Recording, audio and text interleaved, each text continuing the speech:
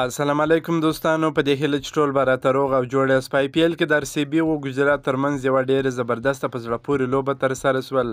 په دغه لوبه کې کوهلي د خپلې لوبډلې دپاره سلیزه جوړه کړه. د کوهلي د سلیزې په جواب کې بیا د ګجرات لپاره شبمن ګیل هم سلیزه جوړه کړه چې آر سی بي لوبډله یې هم د آی پی ایل څخه بهر کړه. یوه ډېره زبردسته په زړه پورې لوبه ترسره سوه چې د آر سی بي لپاره برخلیک ټاکونکې لوبه وه چې بالاخره آر سی بي لوبډلې دغه لوبه وبایلل. ګجرات دغه لوبه په 6 ویکټو سره وګټل. د ګجرات لپاره په توپخانه کې شبمن ګیل ډېره زبردسته په زړه پورې لوبه ترسره کړه.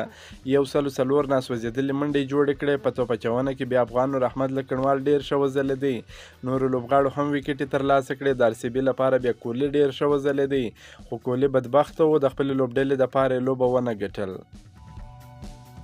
د دې لوبې پچه د ګجرات ټاینټس لوبډلې وګټل. په خپله یې د آر سی بي پر وړاندې د توپ اچونې پرېکړه وکړه. آر سی بي په ټاکل شوو 60 اورونو کې د 5 لوبغاړو په سوځېدو سره 109 منډې جوړې کړې. د دوی لپاره کوهلي ډېر ښه وځلېدی. په 1 بالونو باندې 101 ناسوځېدلې چټکې منډې جوړې کړې. 14 څلوریزې، 1 شپږیزې په بیټینګ شامله وه، ډېر ښه وځلېدی. ترڅنګ یې پاپ ډوپلیسي هم 28 منډې جوړې کړې. د ګجرات لپاره بیا افغان تنکي ځوان نور احمد لکڼوال ډېره زبردسته په زړه پورې توپ اچونه نندارې ته وړاندې کړه.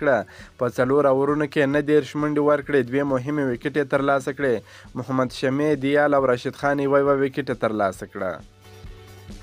ګجرات لوبډلې د 109 منډو هدف په تعقیب کې توپخانه پیل کړل. د لوبې په 19.1 اورونو کې د 4 لوبغاړو په سوځېدو سره یاد هدف ترلاسه کړ. دغه په زړه پورې لوبه یې په 6 ویکټو سره وګټل. د دوی لپاره شبمن ګیل نن یو ځل بیا ډېره زبردسته په زړه پورې چټکه لوبه نندارې ته وړاندې کړه. په 50 بالونو باندې 104 ناسوځېدلې منډې جوړې کړې. 15 څلوریزې، 8 شپږیزې په بیټینګ شاملې وې. ډېرې زبردسته په زړه پورې شپږیزې او څلوریزې نندارې ته وړاندې کړې. ترڅنګ یې ویجي شنکر هم چټکه لوبه ترسره کړه. په 15 بالونو باندې 53 منډې جوړې کړې. 7 څلوریزې، 2 شپږیزې په بیټینګ شاملې وې. د آر سی بي لوبډلې لپاره محمد سراج ډېره زبردسته ښایسته توپ اچونه ترسره کړه. په 4 اورونو کې 32 منډې ورکړې.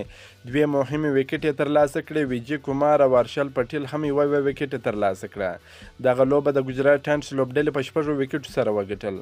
که مو دا ویډیو خوښه سوې در سره لایک کړئ، د خپلو ملګرو سره هم شیر کړئ. د نور تازه معلوماتو لپاره هم زموږ سره اوسئ. تر بلې ویډیو پر د الله پامان.